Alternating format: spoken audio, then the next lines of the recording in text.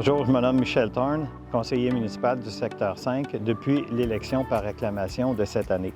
Je vais en profiter pour remercier les électeurs qui ont voté pour moi, qui m'ont supporté à l'élection 2013 et à l'élection 2017. Donc, je vous remercie. Je serai maintenant conseiller municipal, comme je disais, du secteur 5 et j'en suis bien heureux. C'est le secteur où je demeure. Maintenant, aujourd'hui, on va parler de la séance du Conseil du 2 novembre.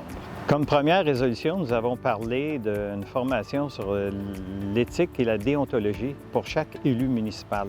C'est une formation qui est donnée à chaque mandat, peu importe si c'est un nouvel élu ou un ancien élu, mais cette formation-là est obligatoire. Donc, chaque élu va recevoir cette formation-là sur la déontologie et l'éthique. De plus, nous avons accepté une mise à jour de la politique de conditions de travail du personnel cadre de la municipalité. En fait, c'est une mise à jour qui était due. Ça faisait quand même plusieurs années que ça n'avait pas été fait. On a signé dans les années passées les conventions collectives, mais au niveau des cadres, c'est des choses qui n'avaient pas encore été faites.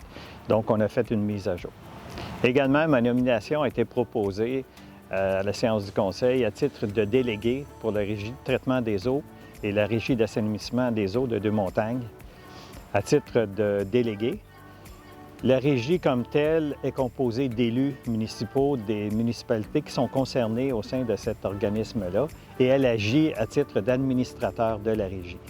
De plus, il a été autorisé une résolution concernant l'Express d'Oka. L'Express d'Oka, c'est une navette non spatiale, mais c'est plutôt un autobus qui relie Saint-Joseph, en fait Saint-Placide, Oka et Saint-Joseph-du-Lac à la destination de la gare de Deux-Montagnes.